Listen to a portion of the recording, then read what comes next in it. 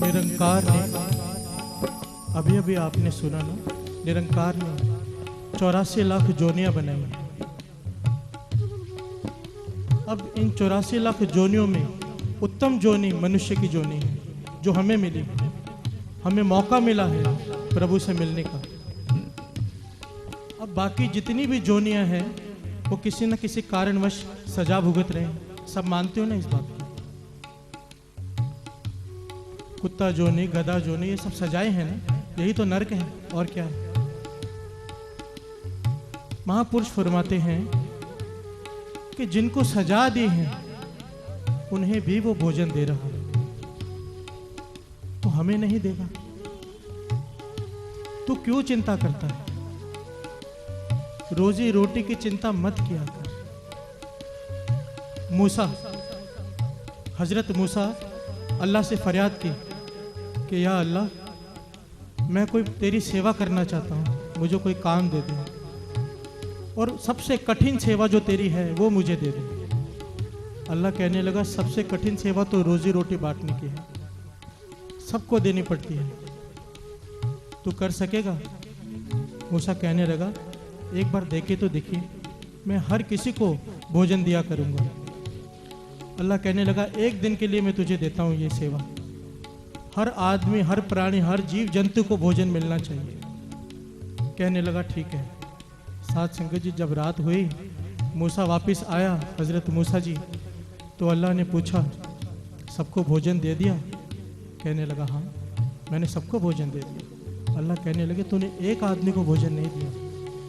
मूसा कहने लगा वो एक आदमी, इतना घिनौना, इतना गंदा आदमी, शमशान घाट में से लाश के साथ काम वासना भोग रहा था, इतने नीच आदमी को मैं खाना कैसे दे सकता? अल्लाह कहने लगा यही तो बात है, सबको भोजन देना मेरी जिम्मेदारी है, चाहे वो चोर हो, चाहे वो साधु हो, चाहे वो कितना भी गंदा आदमी हो, भोजन देना मेरा फर्ज है।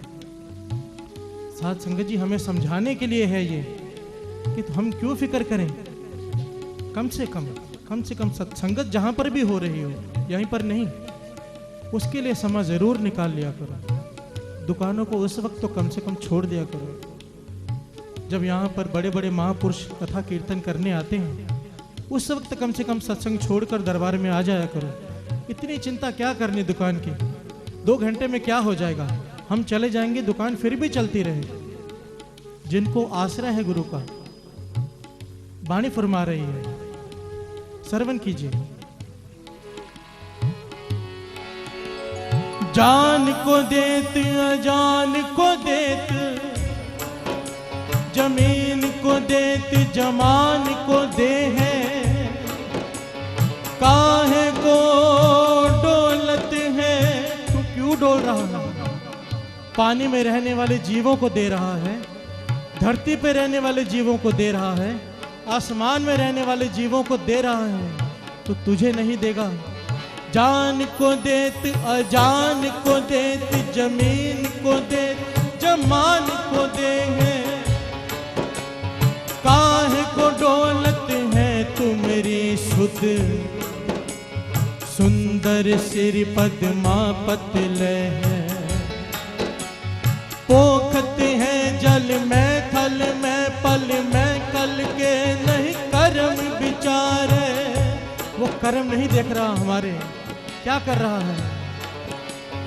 दीन दयाल दयानिद दोखन देखत है, पर देत नहारे। हमारे पापों को देखते हुए भी वो देने से नहीं चूक रहा, इसीलिए तो वो भगवान है। अगर आदमी के हाथ में हो तो वाणी कहती है इसके हाथ होए तो सब कुछ ले, ये तो सबका ले ले। इसलिए रोजी रोटी भगवान ने अपने हाथ में रखी है, आपकी रोजी रोटी कोई नहीं छीन सकता। कई लोग दुकानें खोल के बैठते हैं 9 बजे तक, अब सामने वाले ने 10 बजे तक शुरू कर दी तो ये भी 10 बजे तक बैठा है, सामने वाले ने 11 बजे तक शुरू कर दी, अब ये भी 11 बजे तक बैठा है। साथ संगत जी, सच कहता हूँ, इस कीर्तन के सदके दास कम से कम पूरा इंडिया तो घूम ही चुका है, कीर्तन करने छोटे बड़े शहरों में जाते हैं। जितना बुरा हाल हमारे उल्लासनगर का है ना, कहीं का भी नहीं। हर जगह का एक टाइम टेबल है। 8 घंटे दुकान खुलती है, 10 घंटे ज़्यादा से ज़्यादा। एक उल्लासनगर ही है 12 घंटे, 14 घंटे, 16 घंटे, ऐसी ऐसी दुकानें 18-18 घंटे खुली रहती हैं। अब उनके घर में दाल रोटी ख़त्म नहीं हो गई। ये चिंता है आगे क्या होगा, और इससे बड़ी चिंता है कहीं सामने वाला ना ले जाए। अपनी पूरी हो चुकी है पर कहीं सामने वाला ना ले जाए। आओ 2 पंक्तियां पढ़ें, फिर विचार आगे बढ़ाते हैं। जाको टेक तुम्हारी स्वामी, ताको नाहि चिंता, ताको नाहि चिंता। जाको टेक तुम्हारी स्वामी, ताको नाहि चिंता, ताको नाहि चिंता। धन धन बाबा नंद सिंह जी महाराज जब भक्ति करनी शुरू की ना, शुरुआत के दिनों की बात है, उनका नियम था पूरा दिन जंगल में बैठकर भक्ति करना। शाम के वक्त गांव में आ जाए, किसी एक घर से खाने के लिए मांगना, जो भी मिल जाए उतना खा के संतुष्ट हो जाना, फिर अपने भक्ति में लीन हो जाना। यह उनका नियम था प्रतिदिन का। एक दिन वो किसी घर में शाम को आवाज़ मारी भिक्षा के लिए, तो अंदर जो माई खाना बना रही थी ना, वो कल्पी हुई थी किसी वजह से। कहने लगी ये खाना तेरे जैसे वेलों के लिए नहीं है, मतलब फालतू लोगों के लिए नहीं जो खाली बैठे रहते। पहले मेरा पति खाएगा, जो काम पर गया है अभी लौटेगा उसे दूंगी, फिर मेरे बच्चे खाएंगे, बच गया तो तुझे दूंगी, बाद में आना। साथ संगत जी ये वचन बाबा जी के मन में तीर की तरह चुभ गए। कहने लगे गुरु नानक के सिख हैं हम। मन में सोचा गुरु नानक की भक्ति करते हैं, गुरु नानक का नाम जपते हैं, गुरु नानक की मजदूरी करते हैं, तो खाना देने का फर्ज भी गुरु नानक का है। प्रण कर लिया मन ही मन कि आज के बाद अगर गुरु नानक भेजेगा तो खाएंगे, नहीं तो भूखे रह जाएंगे, पर कहीं मांगने नहीं जाएंगे। साथ संगत जी एक तकरीबन 125 साल पहले की बात है और आज का दिन है। आप नानकसर में चले जाइए, प्रत्यक्ष प्रमाण है इस बात का। बाबा जी जहाँ भी बैठते थे खाना अपने आप बन के आता था, किसी को कहा नहीं जाता था लेके आओ। गुरु नानक किसी न किसी के हृदय में बैठकर खाना पहुंचाते थे बाबा नंद सिंह जी के पास। आज भी नानकसर में यही मर्यादा चल रही है, चाहे 10 लाख लोग आ जाएं, चाहे 10 लोग आए, खाना बना बनाया बाहर से आता है। किसी को फोन करके कहा नहीं जाता भाई खाना भेजो, नहीं, वहां पर लंगर पकता ही नहीं, चूल्हा ही नहीं है, बाहर से बन के आता है। जिन्होंने गुरु की टेक पकड़ी, जाको टेक तुम्हारी स्वामी, उनको चिंता नहीं। किनको? जिन्होंने टेक पकड़ी गुरु के, कि गुरु नानक तू देगा तो खाएंगे, नहीं देखा तो भूखे मर जाएंगे। क्या गुरु नानक अपने भक्तों को भूखे मरने देगा? जब वो पापियों को दे रहा है तो भक्तों को नहीं देगा। प्रमाण है, आप नानकसर जाके ये प्रत्यक्ष देख सकते हैं। उन्होंने वहां पे एक ड्रम लगा के रखा है बड़ा, कोई भी सब्जी आए, दाल आए, पनीर की सब्जी आए, किसी भी तरह की सब्जी आए, उस ड्रम में पलट के देते हैं, मिक्स करके वही बांट देते हैं। भरोसा किया है गुरु पर, जिसने भरोसा किया उसको चिंता नहीं। आओ 2 पंक्तियां फिर से पढ़ लें। जाको दया तुम्हारी होई, सशापले भगवंता। जाको दया तुम्हारी होई, सशापले भगवंता, सशापले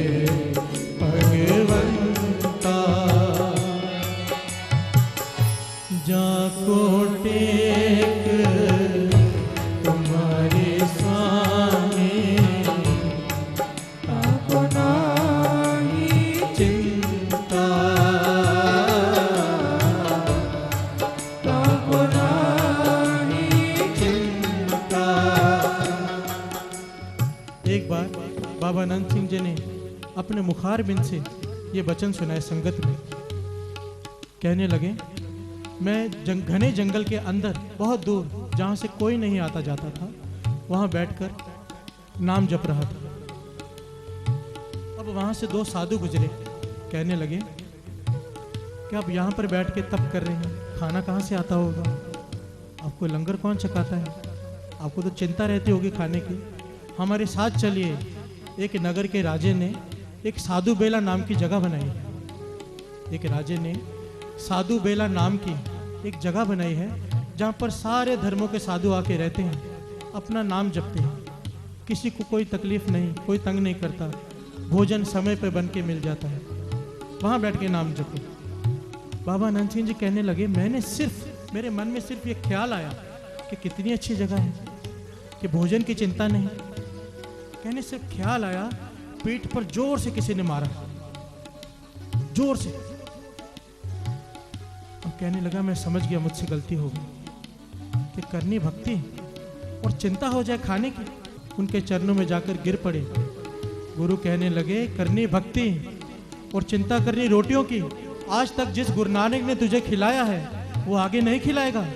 ये गलती दोबारा नहीं करनी। ये गलती दोबारा की, गुरु से भरोसा टूटा नहीं कि भक्ति व्यर्थ चली जाएगी। सिर्फ चिंता करने से भक्ति व्यर्थ चली जाएगी। और हम तो दिन रात चिंताओं में डूबे हुए।